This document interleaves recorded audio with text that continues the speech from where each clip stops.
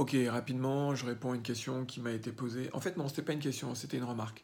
Je demandais à une jeune fille qui dessinait, j'ai échangé avec elle sur Insta et je lui disais que je trouvais qu'elle dessinait très bien et que qu'est-ce qu'elle voulait faire après le bac en fait, parce que ou plutôt qu'est-ce qu'elle voulait faire de son dessin, vers quel métier elle se destinait, est-ce que c'était illustratrice, graphiste, ref, ou si je sais pas si ça existe encore, Rothman, si ça doit exister encore. Donc je lui demandais voilà qu'est-ce que tu voulais faire et elle me disait qu'elle était en première à appliquer et que après le bac elle était vraiment, elle savait pas parce que les écoles d'art coûtaient cher. Et en fait, je me suis dit, mais c'est peut-être la meilleure chose qui puisse lui arriver, de pas aller en école d'art ou de communication. Pourquoi?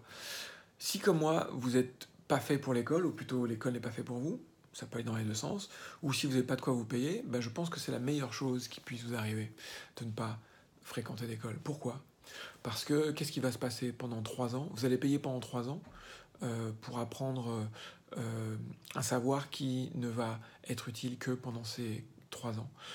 Parce qu'une fois sorti de ces écoles-là, évidemment pas toutes, mais une grande majeure partie, et là je vais pas me faire des amis, mais c'est ce que je constate, vous allez sortir de ces écoles, vous allez pouvoir prétendre qu'à un stage. Alors effectivement, on peut me rétorquer que le stage, c'est une façon que les entreprises ont de ne pas payer, en tout cas d'avoir des travailleurs à bas prix et à bas coût. Oui, peut-être aussi. Mais la réalité, c'est que on ne connaît pas le métier en fait. Et il faut au moins 2-3 ans pour vraiment connaître tous les aspects d'un métier.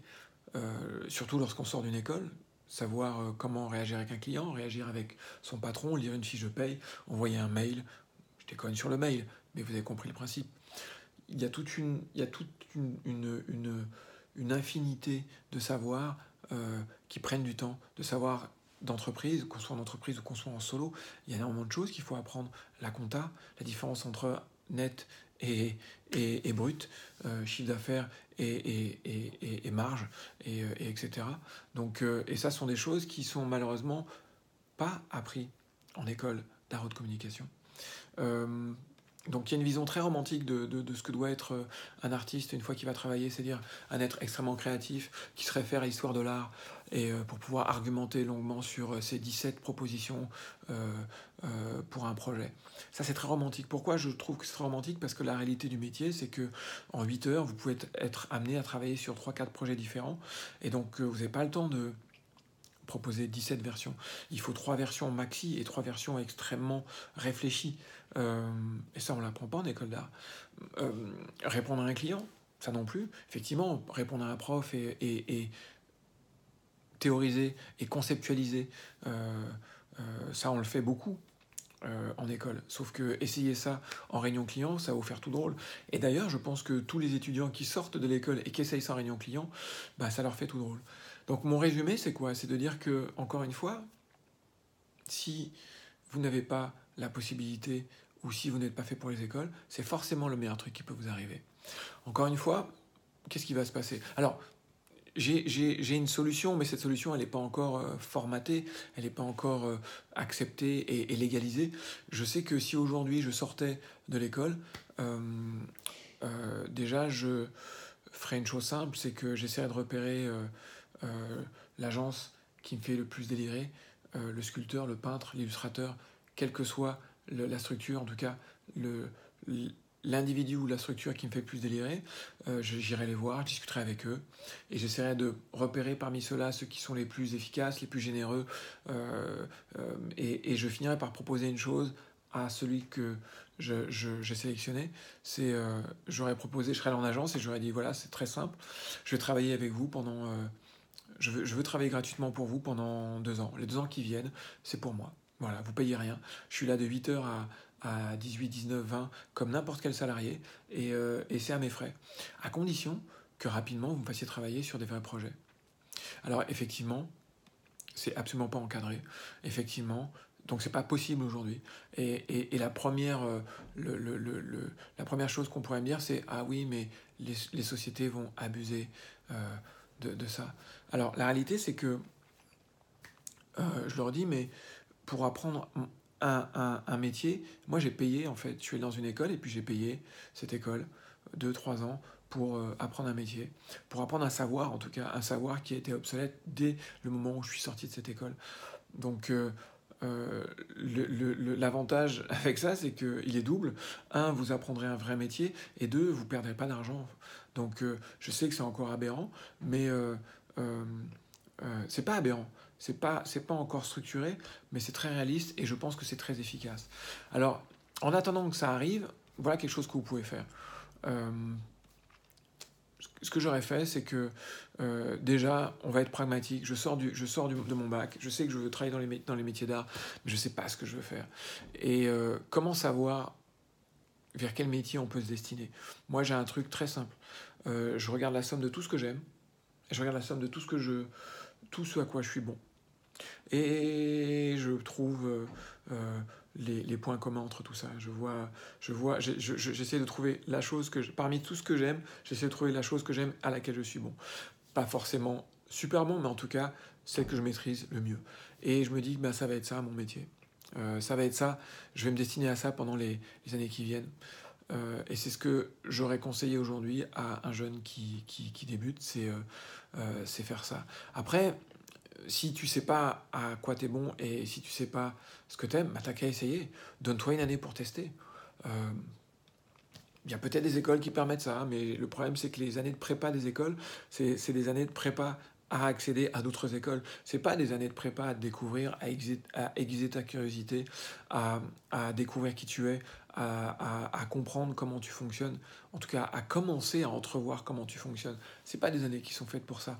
Donc c'est ça aussi qui me gêne dans les écoles. Mais donc voilà ce que j'aurais fait pendant la première année. Ensuite, si j'ai besoin d'argent, ok, je bosse à mi-temps. Allez, je vais au McDo, je vais livrer des pizzas, je fais des métiers pour lesquels je serai en contact avec des gens, pour lesquels je serai amené à me vendre ou à vendre. Parce que je sois en agence ou que je sois en solo, une des parties de mon métier, ça va être vendre. Alors effectivement, vendre mes créations, mais ça va être les vendre.